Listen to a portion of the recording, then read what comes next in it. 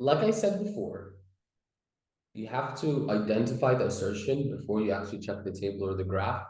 Without doing so, you're going to have a bad time. So we read the paragraph already. And so the assertion here is that Rodriguez found 5 planets. 4 of the planets are hot Jupiters.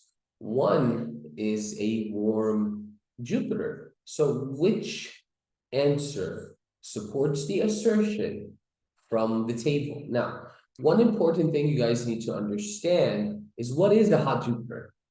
So a hot Jupiter, and it's important to identify this because people will tell you, well, you don't have to read the paragraph, just read the last sentence. Just read the 130 words or 140 words. It won't take much time. If you skip information, you're probably going to get it wrong. And also if you skim, don't skim, just read through. Here, the hot Jupiters have 25% of Jupiter's mass. And warm Jupiters have the same mass criterion. That means both of them, just by knowing this, you can get the answer for the hot Jupiter and the warm Jupiter. Both are 25% of Jupiter's mass. So which piece of information supports the assertion from the table? I didn't really check the table. I actually checked which one would be true first, and then I would check the table. So look at this. For example, none of the planets had an orbital period of more than 10 days. And whatever had a mass of 6.33 Jupiters. I mean, I won't keep on jumping back and forth. I want an answer that jumps out in front of my face. I think answer A would be wrong because of the orbital period, right? It says none of them, right? None have an orbital period of more than 10 days, but warm Jupiters have a period of more than 10 days. That means one must have a period, an orbital period of more than 10 days. And answer A says none of them. Answer B, whatever has an orbital period of 153 days. Okay, and the masses of all the planets range from 0.85 to 6.33. Now, again, I won't sit there and do math right now, right? 0.88 mass, so how much percent of Jupiter? But I'm not going to do that right now. I'm going to check other answers, and then I'll go back and do the math if I have to. See, all the planets have a radius between 106 and 1.77, and only TB has an orbital period of more than 10 days. I mean, right now, I'm not worried about radius. It's mass and orbital periods. It's mass and orbital periods. This is what the information in the text tells me. So why am I bringing in radius? Answer D. Now look at answer D. Each of the planets has a mass greater than 0.25 Jupiters. Doesn't a hot Jupiter have a mass of at least 25%? 25% is 0.25. Doesn't a warm Jupiter have the same mass criterion? That means all of them have to be above 0.25, and this is true, right? Continue. And all except TOI 1478b, all of them except one have a period or orbital period of less than 10 days. That means 1, 2, 3, 4, 5. 4 of them, right, all but one. So 4 of them have an orbital period of less than 10 days. And they all have masses of more than 25% of Jupiter. This fits the 4 hot Jupiter criteria. And then only one has an orbital period of more than 10 days. TOI 1478b. And this is the warm Jupiter. So we're going to say answer D. Look at this graph, lots of numbers and bars, lots of information. Before you get confused by what you see, read the text, identify the assertion. Exactly, Mr. Pavley. So I read the text right now. What is the assertion first? The more informed you are, the more likely you are to vote. And it comes at the end here, at the end of the paragraph. The more informed voters are about politics, the more confident they are at evaluating whether, I'm sorry, there's some information missing here, views, and thus the more likely they are to vote. So we need information from the graph to show us the more informed you are, the more likely you are to vote. Look at answer A.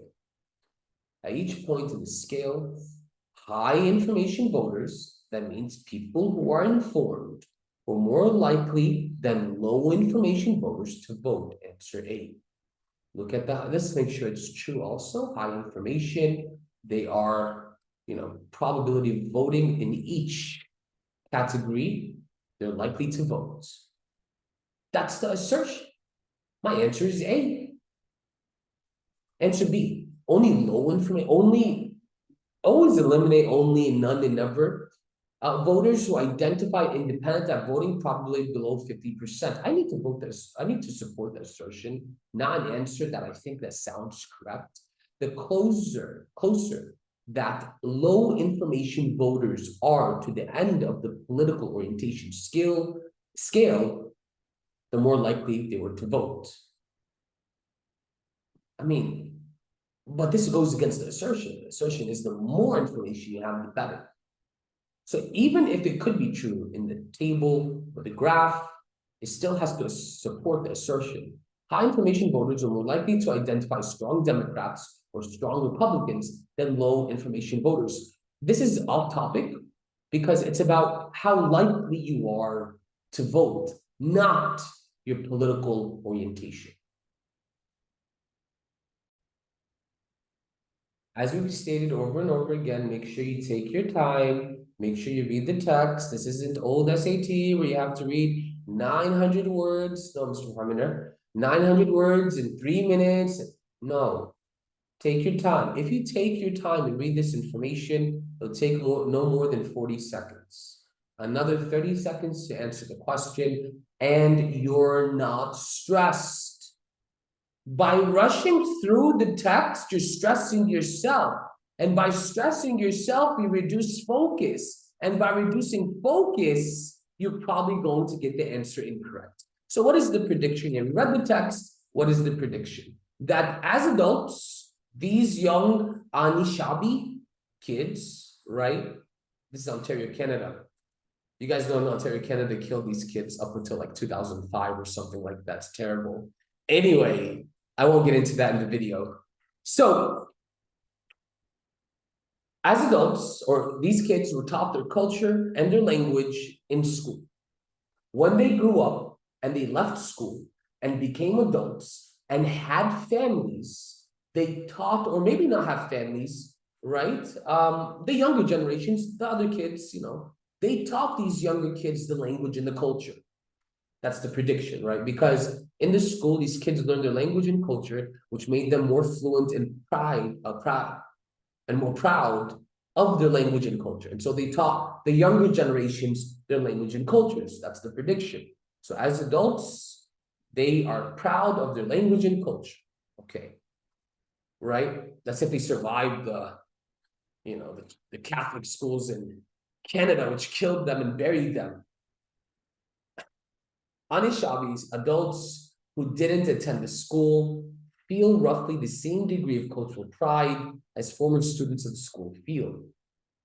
This doesn't support the prediction here because right now we're not talking about, or we're not comparing those who didn't attend the school. And, you're telling me those who didn't attend were like the ones who attended. So what's the point of the school?